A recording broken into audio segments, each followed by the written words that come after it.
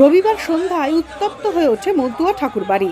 শান্তনু ঠাকুরের বিরুদ্ধে মমতা বালার ওপর হামলার অভিযোগ ওঠে। একটি ভিডিওয় কোলাপসেবল গেটের তালা ভাঙতে দেখা গিয়েছে শান্তনু ঠাকুরকে।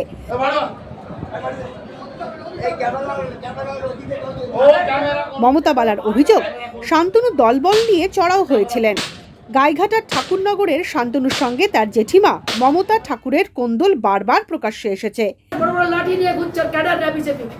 বাড়িতে জয় শ্রীরামের নয় স্লোগান, এখানে হরি ঠাকুরের স্লোগান না, জয় শ্রীরামের স্লোগান। আমি তো পার্টি করি, আমি তো দেই না কোনো পার্টির স্লোগান।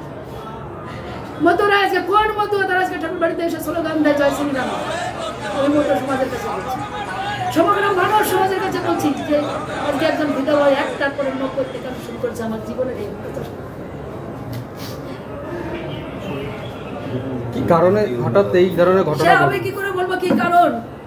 সেটা শান্তনু ঠাকুর বলতে পারবে, তার পরিবারের লোকরা বলতে পারবে। তারই মিনিস্টার, তারই বিএসএফ, তারই বিএসএফের ক্যাডাররা আজকে ঠাকুর বাড়িতে হামলা করে যেভাবে অত্যাচার এবং যে গালাগালিগুলো দিয়ে,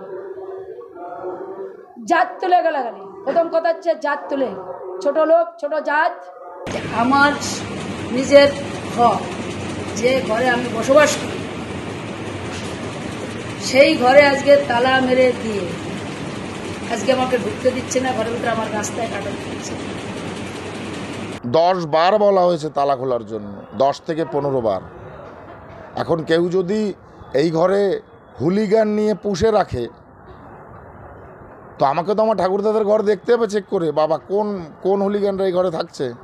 আমার মা, আমার ওয়াইফ তো এই ঘরে এসছে প্রথমে, আমি তো ঢুকিনি, আমি তো এই ঘরে ঢুকিনি। তাদেরও অধিকার আছে।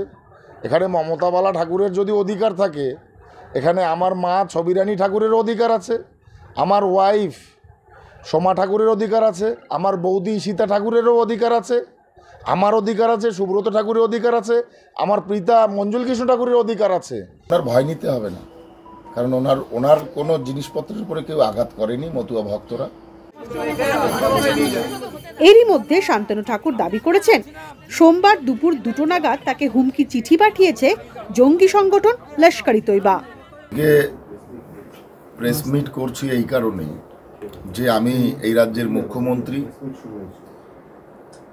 এবং তার যে সরকার, সেই সরকারকে অবগত করাতে চাই যে আজকে দুপুর 2:10 নাগাদ আমাকে থ্রেট করে লস্কর-ই-তৈবা থেকে আমাকে থ্রেট করে চিঠি পাঠানো হয়েছে। জঙ্গি গোষ্ঠী আপনাদের মদতে আমার মনে হয় আজকে পুষ্ট হচ্ছে, আপনাদের শেল্টারে এরা পুষ্ট হচ্ছে এবং এভাবে আমাদেরকে থ্রেট করছে এবং এটা স্পিড পোস্টে পাঠানো হয়েছে। আমি জানতে চাই প্রধানমন্ত্রীর কাছে,